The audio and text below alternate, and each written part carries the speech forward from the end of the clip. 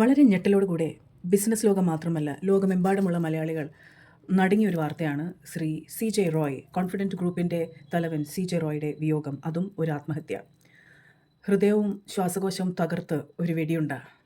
അദ്ദേഹം സ്വയം നിറയൊഴിച്ചതാണോ അതോ വേറെന്തെങ്കിലും സിറ്റുവേഷൻസ് ഉണ്ടോ എന്നറിഞ്ഞൂടാ. പല പല അഭ്യൂഹങ്ങളും നടക്കുന്നുണ്ട്. കടുത്ത മാനസിക സമ്മർദ്ദത്തിലാണ് എന്ന് പറയുന്നുണ്ട്. പക്ഷേ ഈ സി ജെ റോയ്, കോൺഫിഡൻറ്റ് ഗ്രൂപ്പിൻ്റെ ഈ തലവൻ സി ജെ റോയുടെ പല ഇൻ്റർവ്യൂസും അങ്ങനെ കാര്യങ്ങളൊക്കെ കണ്ട് ഞാൻ മനസ്സിലാക്കിയത്, പൊതുവേ എല്ലാവരും മനസ്സിലാക്കിയ ഒരു കാര്യമാണ്, ഗ്രൂപ്പിൻ്റെ പേര് പോലെ തന്നെ വലിയ കോൺഫിഡൻ്റ് ആയിട്ടുള്ള ഒരാളായിരുന്നു. എന്ത് പ്രതിസന്ധി വന്നാലും അത് ചിരിച്ചുകൊണ്ട് നേരിടും. I am very happy with my life. I have A beautiful family. കൊള്ളാം, ഞാൻ 16 മണിക്കൂർ വർക്ക് ചെയ്യുന്ന ഒരാളാണ്. എന്നാലും എൻ്റെ എല്ലാ കടമകളും ഞാൻ ഭംഗിയായി നിറവേറ്റുന്നു. ഇന്ന് മരിക്കണമെന്ന് ദൈവം പറഞ്ഞാൽ I will be very happy. I will be smiling. എനിക്ക് എൻ്റെ ജീവൻ കുറച്ചുകൂടെ നീട്ടിത്തരുമോ എന്ന് ദൈവത്തിനോട് ചോദിക്കില്ല എന്നൊരു ഇൻ്റർവ്യൂവിൽ അദ്ദേഹം പറയുകയുണ്ടായി. എന്നിട്ട് ഇപ്പോൾ ഇതെന്ത് പറ്റി? Okay, in fact did he feel that okay he has had a good life, he has done well, now he can't take it anymore എന്ന് പറഞ്ഞൊരു സിറ്റുവേഷനിലെത്തിയോ? എന്താണോ എന്നറിഞ്ഞൂടാ. ഈ ഡോക്ടർ സി ജെ റോയ് എന്ന് പറഞ്ഞ ഈ വ്യക്തി ഇതാരാണ്? എന്താണ് ശരിക്കും?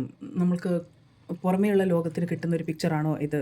What were his problems? ഇതൊന്നും അറിയില്ല. എന്നാലും ഈ മരണത്തിൽ എനിക്കും ചെറിയൊരു വിഷമം തോന്നി.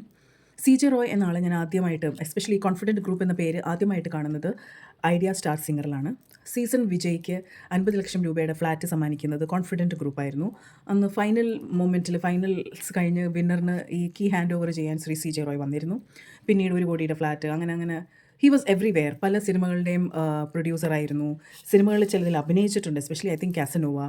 സോ വളരെ പോസിറ്റീവായിട്ട്, വളരെ ചിയർഫുൾ ആയിട്ടുള്ള ഒരു പേഴ്സണാലിറ്റി. ഇനി എനിക്ക് തോന്നുന്നു കാശ് കൊണ്ട് വാങ്ങിക്കാൻ ഇനി ഒന്നുമില്ല എന്ന് തന്നെ വിശ്വസിച്ചിരുന്ന ഒരു വ്യക്തിയായിരുന്നു.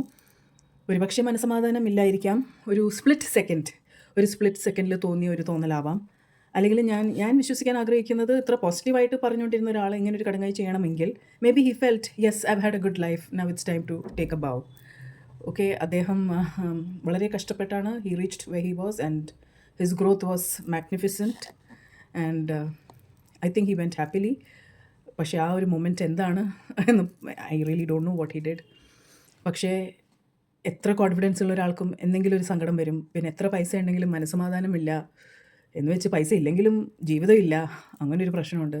പക്ഷേ ആത്മഹത്യ ചെയ്യുന്നതിന് മുൻപ് കുറച്ചധികം സമയം ഒന്ന് ആലോചിച്ചിരുന്നെങ്കിൽ, അത് സി ജെ റോയുടെ കാര്യമല്ല ഞാൻ പറയുന്നത്, എല്ലാവരും ഒരു സ്പ്ലിറ്റ് സെക്കൻഡിൽ തോന്നുന്ന ഒരു തോന്നലാണ്. അങ്ങനെ തോന്നുമ്പോൾ ഒരു 2-3 മിനിറ്റ് ഒന്നും കൂടി ഇരുന്ന് ആലോചിച്ചാൽ ചിലപ്പോൾ ഇത് വേണോ എന്നൊരു തോന്നൽ നമ്മൾ ജീവിതത്തിലോട്ടുള്ള ഒരു കച്ചിത്തുരുമ്പായാലോ. Anyway, rest in peace Shri C J Roy. It's really shocking.